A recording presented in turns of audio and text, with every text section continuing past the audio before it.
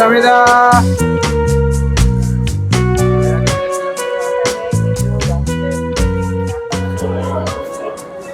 মিউজিয়ামের main gate দিয়ে ঢুকতেই মনে হবে কোনো ক্যাফে বা কফি শপে ঢুকে পড়েছি। ছোট ছোট কাপে করে কয়েক ধরনের চায়ের স্যাম্পল টেস্ট করার জন্য দেয়া হচ্ছে এখানে ঘুরতে আসা দর্শনার্থীদের। আমরাও সেই চা টেস্ট করলাম সবাই মিলে। এটি গতানুগতিক কোনো মিউজিয়াম নয়, এটি মূলত একটি লাইভ মিউজিয়াম যেখানে রয়েছে চা বাগান, দেখানো হয়েছে জেজুদোর বিখ্যাত গ্রিন টি তৈরির প্রক্রিয়া ও পরিবেশনা এবং বিস্কিট, কেক সহ গ্রিন টি দিয়ে বানানো বিভিন্ন ধরনের পণ্যের সাথে পরিচিতির পাশাপাশি বিক্রয় কেন্দ্রও বটে। জেজুদো সফরের দ্বিতীয় দিনে সকালে একটু দেরি করে বের হলাম হোটেল থেকে। বন্ধুরা, আজকে দ্বিতীয় দিনের জেজুদো সফরে বের হলাম। এটা আমাদের হোটেল, এই হোটেলেই রাতে ছিলাম। আর এই আশেপাশে মোটামুটি বেশ কিছু হোটেল আছে। আর এই হচ্ছে সমুদ্র। হোটেলটিতে ডাবল বেডের এক রুমের ভাড়া পার ডে 40,000 ওয়ান, যা বাংলা টাকায় 3,500-এর মতো। হোটেল থেকে টি মিউজিয়ামে যেতে সময় লাগলো মোটামুটি 45 মিনিটের মতো। বন্ধুরা, আমরা কোরিয়ার সেই বিখ্যাত অসুল্লক টি মিউজিয়াম জেজুদো, সেখানে আসলাম। তো কোরিয়ার নামগুলো অনেক জটিল, এটা দেখা গেল যে উচ্চারণে অনেক সময় সঠিক হয় না। আমরা দেখি ভিতরে যাই, আসেন। এটা মূলত সেই যে টি মিউজিয়াম, এখানে চায়ের প্রদর্শনী প্লাস সেল দুটোই আছে।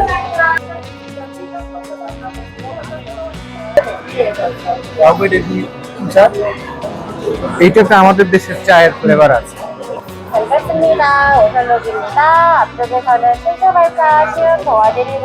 এখানে যেটা একটা সবুজ চা, কিন্তু একটু গাঢ়। এটা অরিজিনালি যে গ্রিন টি সেটা 혹시 이거는 소금물에다가 넣어서 그 블렌드 하면 되죠? 네. 이거는 어디에서 팔아요? চায়ের গ্রাম শুদ্ধ আপনি নিতে পারবেন। ভালো ব্র্যান্ড, অনেক সুন্দর। এখানে চায়ের বিশেষত্ব হলো এখানে যে সব চা বিক্রি হচ্ছে এর মধ্যে একটা স্যাম্পল দেয়া আছে। স্যাম্পলটা নিয়ে এটা গ্রান্ডটা মজা।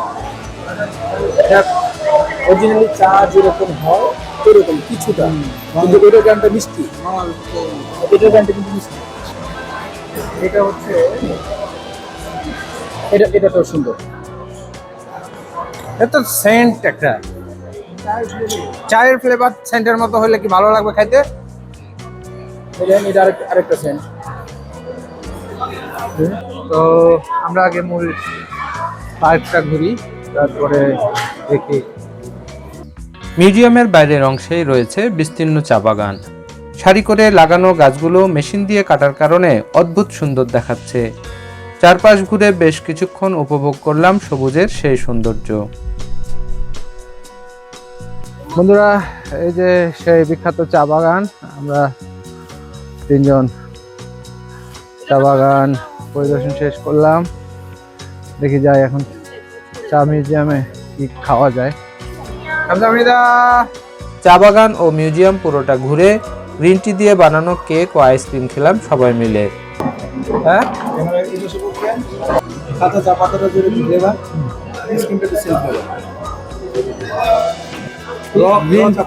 গ্রিন টির আইসক্রিম আবার গ্রিন টির কেক। এটা কি খায় না ফালা দেয়? খাওয়া যায়, আলাদা জিনিস খাওয়া যায়। এই চকলেটটাকে এটাও মনে হচ্ছে এটা গ্রিন ইয়ার পাতার চকলেট।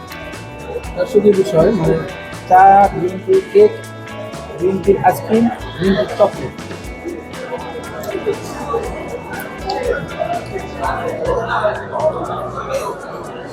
মজা আছে, আইসক্রিমের থেকেও এটা মজা, চকলেটটা মজা। খাওয়া শেষ, আলহামদুলিল্লাহ, খাওয়া দাওয়ার পরে কোরিয়াতে এই টাইপের যে রেস্টুরেন্টগুলো আছে সেগুলোতে সাধারণত নিজের খাবারের ওয়েস্টেজ ফেলতে হয়। বন্ধুরা, সেই জেজুদোর বিখ্যাত টি মিউজিয়াম ঘুরলাম, এখন পরবর্তী গন্তব্যের উদ্দেশ্যে। প্রিয় বন্ধুরা, এখানে কিন্তু আমাদের যে বাংলাদেশের চা বাগানের মতো এত বিশাল এলাকা জুড়ে চা বাগান নাই। তবে এটা সম্পর্কে বিশেষ যে তথ্যটা, সেটা হচ্ছে এই চা বাগানকে কেন্দ্র করে এই যে টি মিউজিয়ামটা করা আছে। এখানে প্রতি বছর 15 থেকে 20 লক্ষ লোক এই চা বাগানটা এই মিউজিয়ামটা ভিজিট করে এবং এখান থেকে প্রোডাক্ট কিনে নিয়ে যায়। তো আমাদের দেশের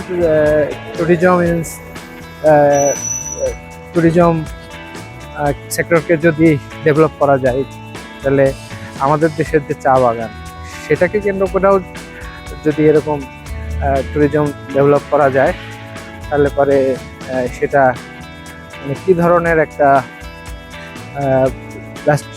রাজস্ব ইনকামের সোর্স হতে পারে সেটা কল্পনাতীত। তো এটা আমাদের যারা এগুলো ম্যানেজমেন্ট করে তারা দেশ বিদেশে ঘুরে কিনা জানি না, তবে তাদের এই বিষয়গুলো থেকে শিক্ষা নিয়ে আমার মনে হয় যে দেশের জন্য ভালো কিছু করা সম্ভব।